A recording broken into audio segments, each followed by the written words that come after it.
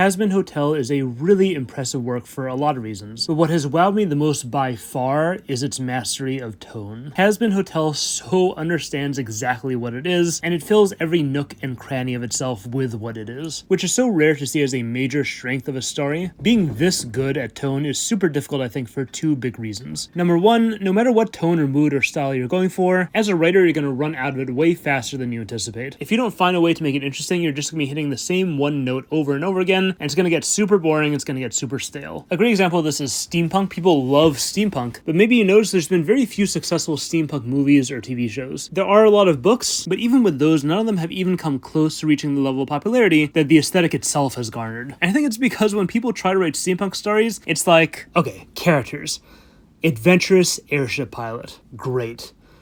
Now what? It's deceptively hard to expand an aesthetic or a tone or a style into an entire world or entire story that can hold our attention. And you can see the same challenge with Hazbin Hotel's mood and aesthetic. We got this wonderful, vibrant, whimsical tone, and that's pretty straightforward. It's pretty easy, right? You want to make an image, make a happy face, give it fangs, and you're done. Simple. But then you think about making a character with this tone that is significantly more complex, and then you need to make a cast of characters that's exponentially more complex, and then the idea of making a whole story just based on this whimsical thing, how are you even supposed to do something like that? How can you get that much depth, that much breadth, that much variety out of something like this? This isn't a character. This can't connect with anyone as is. It can't go on a journey, and this times 10 is certainly not a cast of characters any more than generic airship pilot times 10 is a cast of characters. So that's what I want to talk about today. This, I think, is absolutely the biggest strength and draw of Hazbin Hotel, or biggest tied with the music. I'm not personally into musicals, so I'm not a very good judge of that, but it's this challenge with tone that I want to figure out. How do you populate a world and a story with just a tone or an aesthetic or a style? And how do you do this specifically in a way that feels rich and varied and deep and interesting and can maintain that interest and carry a whole story and create a cast of characters, all with interesting varied personalities and interesting varied arcs, and all this without quickly running out of fuel and getting stale. So let's start with creating a cast of characters. And I'll preface this by saying, of course, I don't know what Vivzie Pop's process is, but no matter what her process, just looking at what the end result is structurally can teach us so much. Let me show you what I mean. I think if you're starting from scratch with just this aesthetic in mind, just this tone of whimsical or happy horror or bright dark, however you want to characterize it, your first character is probably going to be something along the lines of Nifty or Angel Dust. Both of these characters themselves and what they are perfect representations of this mood. We have a tone with built-in tension, grim and whimsical, happy and horror, bright and dark, and we have a character who's cute and happy and helpful, but also a sadomasochistic little gremlin girl. Nifty is an equal mix. We got yin and we got yang, all in one adorably horrifying little package, which fits perfectly into this bright dark world. In Angel Dust, very similar. He's funny, he's snarky, he's upbeat, and he's also a drug addict sex worker in an abusive relationship. Again, equal mix, yin and yang in one package. And that setup, that yin yang thing, is very intuitive, it's very straightforward. Where it gets interesting is if we contrast this with Charlie. Charlie is not yin and yang at all. She is entirely yang. She's entirely bright 100%, or maybe 99%. There's no dark half at all here. So how does that make sense? How does it make sense that she can fit into this whimsical, bright, dark world if we're missing the dark? You could literally uproot Charlie and plop her into a regular Disney movie, and she would just fit in perfectly. Arguably better than she fits into whimsical Hazbin Hotel world. And that form of the question is, of course, pointing directly to the answer. We're not meant to see whimsical when we look at Charlie herself. We're meant to see it when we contrast Charlie with the world she inhabits. She is an entirely bright spot in an entirely dark world. In other words, Charlie isn't a yin-yang. Charlie is the little white dot in the black half of the yin-yang. So that first basic setup might be the most intuitive, but if you think about it, there are just lots and lots of variations on this. You look at Serpentius, for example. Starts out pretty much entirely a villain, dark, grim, scary, but then he has a redemption arc. So we don't see bright dark when we look at his character, we see it when we look at his development. Alastor is another different structure. Here we find whimsical not just in the form of existing tension, but as ambiguity in how we and the characters view him. Is he an ally or is he an enemy? Is his smile friendly or is it sinister? Is he helping us or is he luring us into a trap? So it's not a yin-yang, it's a black circle that sometimes seems white, sometimes seems gray. We can't really tell. It's Schrodinger's circle. Another example is Loot. Here the bright is only in the aesthetic and the association, and the character is just an angry, hateful bitch otherwise. Vox is another structure. Here the character is mostly grim and evil, but there's whimsy in the incongruity and absurdity of what he is. He is a TV demon. That absurdity contrasts with everything else about him. So this is one major method of generating expansion and variety. Find different configurations of the tension within your tone, mood, aesthetic. It may seem at first like there's only one thing to do, but if you get more creative with how you think about it, there's just endless configurations you can come up with. To use a non-Hazbin Hotel example, let's say we're doing post-apocalyptic. Pretty easy to find the tension within that aesthetic. This is a world dealing with the end of the world, and there's going to be natural tension between pre-apocalypse and post-apocalypse features of that world. And with a story like The Last of Us, that gives us characters like Joel, who's smack in the middle of that tension, but also gives us a character like Bill, who even before we get to all the gay stuff is already interesting, because he's basically found a way to live like he's pre-apocalypse in a post-apocalyptic world. Just like Charlie, he is a little white dot. We find tension not in him internally yet, but in his severely contrasting relationship with his context. And that makes him wildly different from all these other characters. We get variety from that structure itself. Okay, so I want to go back to Vox for a second. Vox specifically brings up a second major source of variety that you really see Hazbin Hotel capitalizing on. Namely, not every mix needs to be like proton and electron, happy, devil, angel, murder, etc. You can also get some neutrons in there as well. You think about characters like Vox and Alistair, that's not bright plus dark, it's dark plus something random. Radio demon, TV demon, that's neutron electron. Or you look at Charlie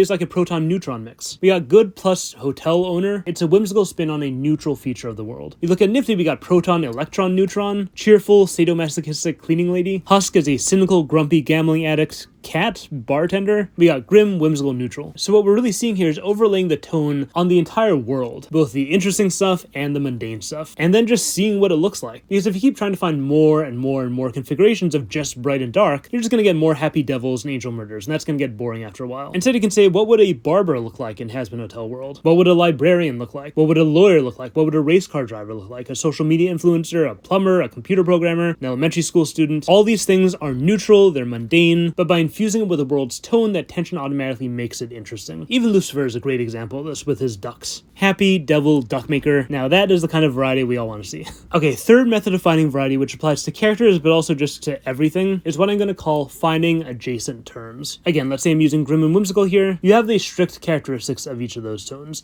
Grim is about horror, it's scary, violent, dark, it's raw, it's cruel, it's about evil, but you don't need to limit yourself to just that. You can expand into adjacent emotions and tones, characteristics that aren't grim per se, but fit naturally with grim, that feel similar. Like cynical, rebellious, sexy, edgy, taboo, countercultural, dominating, indulgent, gratuitous, chaotic. And then you have whimsical, which itself is fun, free, optimistic, carefree. But adjacent to that is stuff like hope, friendship, trust, cuteness, love, kindness, helpfulness, sweetness, redemption, celebration. Again, none of these things are whimsical, but they fit with whimsical. They feel similar to whimsical. They indirectly lead to expression of whimsy. And same with the grim adjacent terms. Rebellious as a concept could go many different ways, but you see this, for example, in Arcane also. Rebellious just feels right when things are grim. It's a great pathway into the grim stuff in a world. Or you take sexy. Why are horror movies filled with gratuitous sex scenes? Because there's an element of sexy that feels like it's in the same emotion group as scary. And you can define that if you want, but it's not about defining, it's about capturing the feeling you want more richly and finding ways of expressing that. So just to spell this out in Hazbin Hotel, if I'm stuck with just happy horror, I'm going to end up with a bunch of cheerful monsters and angelic murders and happy devils. But if I expand into adjacent emotions and adjacent tones, that's how I get a protagonist like Charlie who's all about hope. It's how I get a sexy terrorist character like Cherry Bomb. That's how I figure out what the characters sound like, the snark, the sarcasm, the cynicism, the insults. None of that stuff is strictly grim, but it fits with grim, it fits a little bit with whimsical also. You look at the feel of the setting, so much of it is about taboo and chaos. It's something you cannot get just from grim or from horror directly. You need to find the emotional extended family those concepts belong to. You gotta invite the cousins and the nieces and the nephews to come over and join the party. Even if the party itself is about the main family, these concepts can support the main stuff. Okay, and the final method to get variety is instead of going broad, going specific. Don't just give me generalized grim, don't just give me grim aesthetic. What specific things are grim? Addiction, abusive relationships, self-sabotage, lies,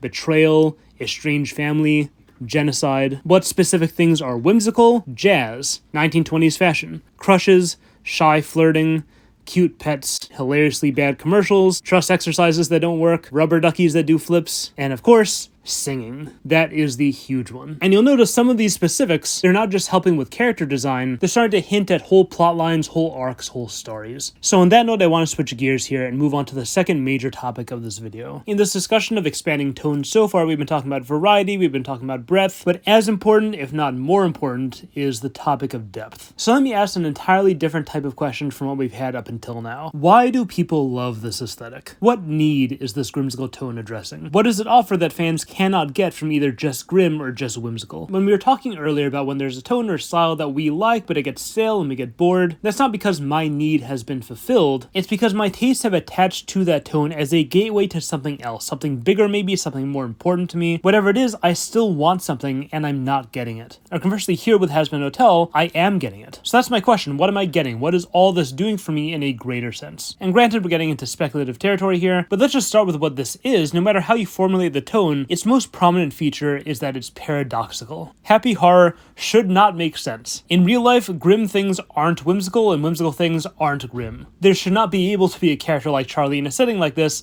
and yet there she is. A show where people are singing like Disney characters about drugs and sex, and the animation looks like something out of a Cartoon Network show in the 90s. That shouldn't be able to exist, and yet here it is. So like any paradox in art, people find this compelling in I think two ways. Number one, it makes you question your assumptions about the components of the paradox. Take another famous fiction paradox, the anti-hero. We have all these assumptions about what it means to be a hero. They're supposed to be honorable, selfless, kind, charismatic, good, and then you have this guy. He's unprincipled, he's selfish, he's mean, he's antisocial, he's amoral. How could this guy possibly be a hero? And yet there he is, saving the day right before my eyes. So now I'm questioning what a hero is, what it takes to be a hero, what it means to be a hero. Number two, there's an implicit validation of the components of the paradox, at least in relation to each other. Whatever the result of my questioning, it necessarily begins with accepting, yes, you can be a hero with these seemingly unheroic qualities. Or even better, all these seemingly unheroic qualities are actually kind of badass and good. It makes us feel better hearing this implicit message that we don't need to be a saint to do good in the world. I can be myself, I can be selfish, I can be kind of a jerk sometimes, I can make mistakes and have flaws, and sometimes that's actually better than being a hero in the conventional way. Paradoxes are oddly comforting because their very existence releases us from the obligation to reconcile the two sides. We're compelled to accept it as is. With Hazbin Hotel, both of these aspects are not just understood, but thoroughly and passionately embraced. Vivziepop identified consciously or intuitively that what people found so compelling and fascinating about cute, cartoony hell demons was that their very existence was basically a cheeky you to traditional or stereotypical heaven-hell theology. And implicit in the cute, cuddly, loving feelings we feel from just how they look despite their demonic evilness, implicit in that is a validation and acceptance of what they are. Sinful and good can coexist, that mix can be lovable, and it can create something we connect with. So of course, now when it comes to finding a story to tell about these characters, a journey to take them on, again, you could make it about anything, but what people were already enthralled by with these characters was the cheeky rebellion against Christian ethics, or at least the cultural dogma surrounding Christian ethics, and the implicit validation of what's deemed evil. So what the fans would absolutely eat up in the same way they gobbled up the characters themselves would be a story about rebellion against the same ethical dogma, and a story about validating people who have been deemed evil by that dogma. And that is exactly what we got. Hazbin Hotel is a story about fighting asshole angels and rehabilitating demon sinners. The plot itself is bursting with the same energy as the aesthetic. They match each other in emotion and in meaning, and they magnify each other brilliantly. And this plot is what finally gets us to some real substance. Remember, even once we have the whole cast of characters, this still isn't really about anything meaningful yet. It's just people liking an aesthetic. And even once we expand to adjacent things like addiction and abuse and sex and romance and trust, okay, now we have the potential for meaning. Maybe I can daydream about those topics and make up stories for the characters. Maybe I can enjoy knowing the fact that these characters apparently have stories about these topics. But it's not what we get in episode 4 with Angel Dust, where we go on a whole journey into the deepest, darkest depths of addiction and abuse and find our way out thanks to a true friend. That transforms Angel Dust from just another compelling character design into a symbol of defiant self-acceptance. Charlie isn't just another adorable paradox princess. Her story about redeeming the rejects of an asshole heaven transforms her into a beacon of hope in a dogmatic world that refuses to believe in hope. Her relationship with Veggie isn't just another fun gay pairing, it's a manifestation of the happy life that lives outside the hateful cultural religious paradigm oppressing her world. The angels aren't just jerks. The context granted by the story transforms them into the jerks from our own lives. They are the jocks of the divine realm, the moral hypocrites on their high horses who are obsessed with hating me and my own friends, who don't deserve the esteem various systems have granted them, and abuse their power every chance they get. Even if the package they come in remains fairly lighthearted and silly, it's reaching deeper for so many people who are using the story to access a more personal connection. And this really is the holy grail of developing tone, because what is it all for? Why expand your aesthetic into something bigger if you have nothing more to say than what your aesthetic itself already said? Just to show you another example of this done well with a movie I never hear anyone talk about for some reason. This is a movie that I think is all around amazing to learn from. I mentioned before how steampunk seems notoriously difficult for whatever reason for people to expand into meaningful stories. There's a movie called The Aeronauts, which to be honest isn't even really steampunk. It's historical fiction based on two actual real-life British aeronauts in the 1800s who broke altitude records in their coal gas-filled balloon. It's this actually insane story, but the movie still realizes and embraces the semi-realistic steampunk style, and more importantly, it confidently reaches beyond the aesthetic through its story. And it does this by understanding accurately what steampunk is. The charm of this aesthetic really comes down to the tension between the rigid Victorian-era society that birthed the Industrial Revolution and the boundless hope implicit in the technology boom of that era. And that science-driven hope pushes hard against that rigid society. It rebels against its rules just by what it is, just by what science is. Science is this powerfully renegade aspect of the human experience. That tension is what steampunk is all about. And that's the story this movie chose to tell. It's not about the visual style, it's not about the character design, it's about this truly meaningful aspect of the human experience. And there's an opportunity for that meaning to hit exponentially more powerfully, because that's the story this aesthetic is designed to tell. That's the meaning that's already there. So why tell a smaller story? Or why tell a story about something totally unrelated? It's just a wasted opportunity. And it's the same with Hazbin Hotel. The whole point of all of Ivsy Pop's art and character designs and everything she did up until this point was to tell a story about hopeful demons rebelling against heaven. She didn't have to search for what story do I tell about these characters. She had to find what story was already there, just waiting to be told. We've gotten bigger and bigger picture here with this discussion of tone and how it really encompasses all elements of a story, but there's another layer to this that I think is even more meta than everything we talked about so far. And this is something which has been here since the very beginnings of Hazbin Hotel, back to the very first sketches. Grimsicle as a tone has taken a lot of different forms throughout the years, from Sweeney Todd's creepy, fun musical feel, to Tim Burton's darkly playful style of claymation, to the Addams Family's over-the-top, macabre comedic tone, and you'll notice that a lot of these forms, just like the tone itself, are also paradoxical mixes of two things that independently already exist. And it's a particular type of mix too. Musicals, claymation, sitcoms, these aren't usually about cannibalism, for example, or death, or zombies. There's something being satisfied by this quote-unquote wrong use of these innocent forms of media. And that's what I want to understand here as well. Hazbin Hotel's art style is designed to feel like a 90s Cartoon Network cartoon, and its musical style is designed to feel like Disney. What exactly is that doing? What's satisfying about not just the tone, but the tone in this particular package? Cartoon Network characters doing drugs. Disney princesses sidestepping animals having BDSM sex. What about that is so weirdly gratifying? Way more gratifying than seeing the same thing happen with a different aesthetic, a non-referential one. What's going on there? So what I'm about to say might be a little bit subjective, but if it is, I'm pretty sure it's widespread. Tell me if you feel this as well. I can go back to the media I loved as a kid, but I can't really go back to it, if you know what I mean. And the weird thing is that it doesn't feel like I've left it behind. It feels like it's left me behind in some weird way. It almost feels like I'm not welcome there anymore. I'll still love the aesthetic, the characters, the jokes, the fun, but I also have to acknowledge I'm not the intended audience. It's not trying to connect with me anymore. It doesn't want to connect with me anymore. And that's kind of sad. It feels bad. My favorite thing doesn't want me anymore. It's moved on to other kids. And now I'm all grown up and I have to leave. And in specific, what I mean here is that I can go back to Fairly Odd Parents and Little Mermaid, but those characters don't talk the way I talk. They don't dress the way I dress. They don't live the way I live. They don't dream the way I dream.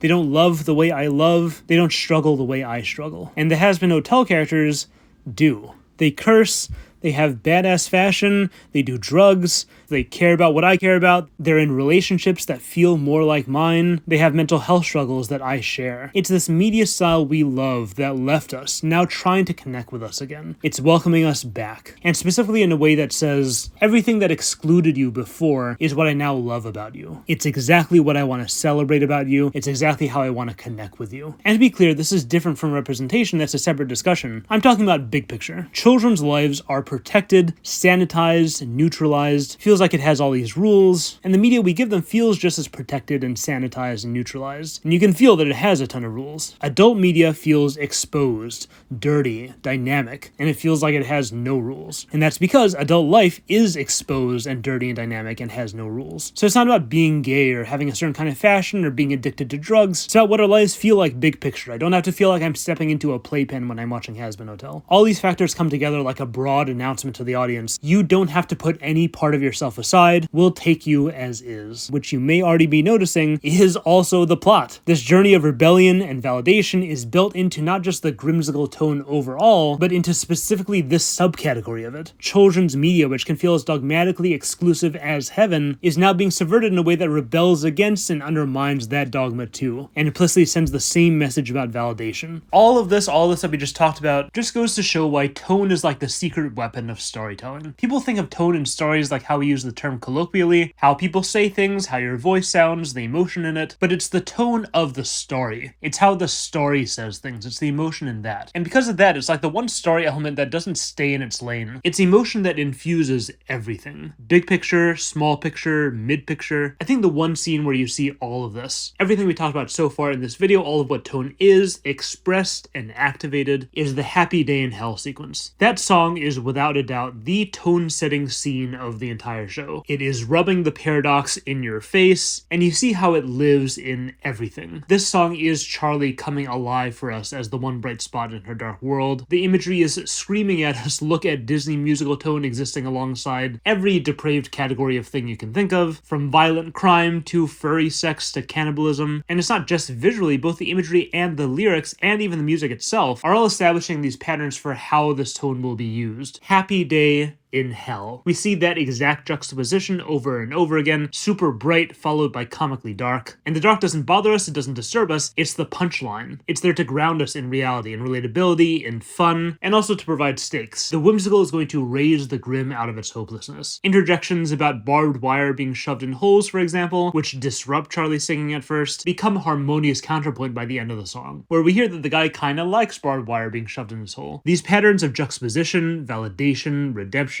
are Hazbin Hotel's foundation. It's what will permeate practically every frame of the show. It will live in every corner of the setting. It will write the dialogue. It will design the characters. It will tell the story. Tone enables all these separate parts of the story to magnify each other. If you understand how to use it, this type of emotional expression is such an unbelievably flexible tool that can fit itself and fractalize itself into anything at any level at any scale. It's what can point all your little laser beams in the same direction, focus all that emotional energy, and strengthen the collective impact of the entire story experience. Subscribe. I hope to see you guys in person at the meetup in Seattle this Friday at SakuraCon. Follow me on Twitter at JDSchnee for updates about time and place. Huge thanks to the patrons, as always. If you'd like to support the channel, by all means, check that out. Link is in the description and the cards. Next video will be more Hazbin Hotel content. It's going to be about another thing in addition to tone that I think this show is just the best example of ever. So follow the channel and stay tuned for that. Hope you all enjoyed, and thanks for watching.